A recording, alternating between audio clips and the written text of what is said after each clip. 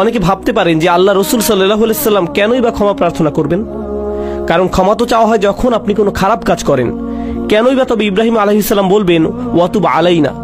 তিনি মাত্রই আল্লাহর ঘর নির্মাণ করলেন, আল্লাহ তাকে বিশ্ব মানবতার ইমাম ঘোষণা দিলেন, মূলত তাকে গ্র্যাজুয়েট করে দিলেন, আর তার দুয়াতে এলো ওয়াতুব আলাইনা, আমাদের তওবা কবুল করুন। কিসের জন্য তিনি তওবা করছেন? এটা কিন্তু খুবই গুরুত্বপূর্ণ প্রশ্ন। এটা আসলে স্বীকারোক্তি বড় বড় নবীদের আলাইহিমুসসালাতু ওয়াসসালাম, আমাদের নবী সাল্লাল্লাহু আলাইহি সাল্লাম সহ, যে আমাদের অনেক ভুল ত্রুটি আছে যেগুলো সম্পর্কে আমরা জানি যে কেবল ভুল করেছি, আর অনেক ভুলও আছে যেগুলো সম্পর্কে আমাদের কোনো জ্ঞানই নেই। আল্লাহ আমাকে আপনাকে আমাদের নিজেদের চাইতেও ভালো করে জানেন। এমনকি আমি আপনি যেই ভালো কাজগুলো করি সেখানেও ত্রুটি থাকে। আমি জানি না আমার কাজ ঠিকঠাক মতো হয়েছে কিনা, কিন্তু আমরা সবাই আর কিছুক্ষণের মধ্যে দাঁড়িয়ে যাব, সবাই সালাত আদায় করব, আর সালাতের শেষে আমরা মনে করতে পারি যে আমরা হয়তো আমাদের উদ্দেশ্য পূরণ করতে পেরেছি, সালাতুল জুমায় সালাতের যে অধিকার তা আদায় করেছি। কিন্তু আমাদের প্রত্যেকের হিসেব খাতায় ফেরেশতা কি লিখছেন সেটা আমরা জানি না। আমরা জানি না এই সালাতে আমরা কত নম্বর পেয়েছি, কতটুকু খুশু ছিল তাতে, কতটুকু মনোযোগ আমরা দিয়েছি, কতটুকু ইখলাস ছিল সালাতে, দুপুরের খাবার নিয়ে কতটুকু চিন্তা করেছি, কিংবা অফিসের প্রজেক্ট আর অন্য জিনিস নিয়ে। তাই বাহ্যত দেখে মনে হচ্ছে আমরা সবাই সালাত পড়েছি, সবাই একই দিকে ফিরে, সবাই কাতারবদ্ধ হয়ে দাঁড়িয়েছি, সালাতের শর্তগুলো পালন করেছি আমরা। কিন্তু ভেতরে সেই সালাতের গুণমানটাও লেখা হচ্ছে, শুধু পরিমাণটাই নয়, ঠিক? আর আমরা জানি না সেটার অবস্থা কি। তাই আমরা যে ভুলগুলো সম্পর্কে জানি সেগুলোর সাথে সাথে যেগুলো সম্পর্কে জানি না সেগুলোর জন্য আল্লাহর কাছে ক্ষমা চাই।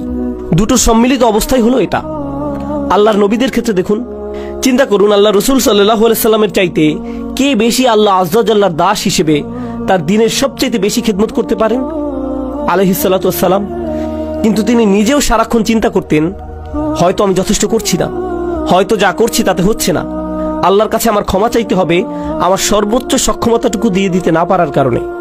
আর আল্লাহ আযজা ওয়া জাল্লা সর্বক্ষণ কোরআনে আল্লাহর নবীকে সান্ত্বনা দিচ্ছেন যে না না, তুমি ঠিক মতোই করেছো, তুমি যথেষ্ট করেছো, আমি তোমার উপর সন্তুষ্ট, তোমাকে চিন্তা করতে হবে না। কিন্তু আল্লাহ রসুল এর পরেও শান্ত হননি, তারপরেও তিনি আল্লাহর কাছে ইস্তেগফার করেই যাচ্ছেন। এই বিষয় আমি তুলে এনেছি এজন্য যে আমি সহ এখানে কেউই যেন মনে না করি যেহেতু আমি মিম্বারে দাঁড়িয়ে আপনাদেরকে বলছি তাই আমার এসবের দরকার নেই। আপনাদের শুধু প্রয়োজন, সবার মতো আমারও প্রচুর ইস্তেগফার দরকার। প্রত্যেকেরই আল্লাহর কাছে কাকুতি মিনতি করে ক্ষমা প্রার্থনা করা প্রয়োজন। চলুন আমরা প্রথমে সবাই মিলে এই পদ্ধতিটার দিকে একটু লক্ষ্য করি।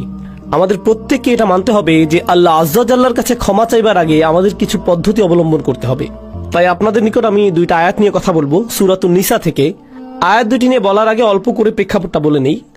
সেটা হলো, এই আয়াতগুলো প্রাথমিক মাদানী যুগের। যখন নবী সাল্লাল্লাহু আলাইহি সাল্লাম মদিনাতে হিজরত করলেন তখন নতুন মুসলিম সমাজের একদম শুরুর দিকে নাজিলকৃত আয়াতগুলো, যেগুলোতে সমাজের আইন কানুন বর্ণিত আছে, সেগুলো সবই ছিল মূলত সূরাতুন নিসাতে। যেমন সূরা নিসাতে নাজিল হয়েছে উত্তরাধিকার সম্পর্কিত আইন, কিছু সামাজিক আইন নাজিল হয়েছিল, নারী পুরুষের পারস্পরিক মিথস্ক্রিয়া কেমন হবে, নারী পুরুষের মধ্যে শৃঙ্খলা আর নির্লজ্জতার শাস্তি সম্পর্কে বিস্তারিত আলোচনা হয়েছে। এই সব কিছু গুনাহ আর কিছু বড় পাপ যেমন জিনার আলোচনা করা হয়েছে। আর এর পরপরই তাওবার এই আয়াতগুলো এসেছে, আল্লাহর কাছে ক্ষমা চাইবার আয়াত। এর মানে হলো আল্লাহ আপনার কাছে কিছু জিনিস আশা করেন, যদি সেগুলো পূরণ করতে না পারেন তবে আপনাকে তাওবা করতে হবে। আমি সেই আয়াতগুলোতে ফিরে আসছি, কিন্তু তার আগে কয়েক মিনিটের জন্য অন্য পথে যেতে চাই। দেখুন, আমরা সবাই গুনাহগার, এর কোনো ব্যতিক্রম নেই। আমরা সবাই পাপ করি। হয় আমরা সরাসরি পাপ করি, মানে আল্লাহ যা চান না সেটা আমরা করি, যা দেখা উচিত না সেটা আমরা দেখি, এমন জিনিসে বিনোদন নেই যেগুলো আমাদের জন্য জায়েজ নয়, মুসলিমদের জন্য সেটা উচিত নয়, এমন বিষয়ে সময় অপচয় করি যেখানে করা উচিত নয়, কখনো কখনো প্রশ্নবিদ্ধ উপায়ে অর্থ উপার্জন করি। মুসলিমরা আমরা এমন সব ব্যবসায় জড়িত হয়ে যাই, এমন সব লেনদেন করি যেগুলো সম্পর্কে জানি যে সেটা প্রশ্নবিদ্ধ, তবু আমরা সেগুলো করতেই থাকি এই যুক্তিতে যে দেশের অর্থনৈতিক অবস্থা খারাপ। কি আর করব বলুন, আমাদের পরিবারকে তো খাওয়াতে হবে। এগুলো জায়েজ করতে আমরা প্রচুর অজুহাত দাঁড় করাই, এগুলো ব্যবসায়িক লেনদেন হোক বা না হোক। এছাড়া শুধু তাই নয়, আমরা অনেক সময় আমাদের পরিবারের সাথে অন্যায় আচরণ করি। আমাদের স্ত্রী, আমাদের সন্তান, আমাদের ভাই, আমাদের কাজিনদের সাথে আমরা দ্বন্দ্বে জড়িয়ে পড়ি, উত্তরাধিকার নিয়ে অন্যায়ভাবে ঝগড়া শুরু করে দেই। কত ধরনের অন্যায় কাজই তো আমরা করি।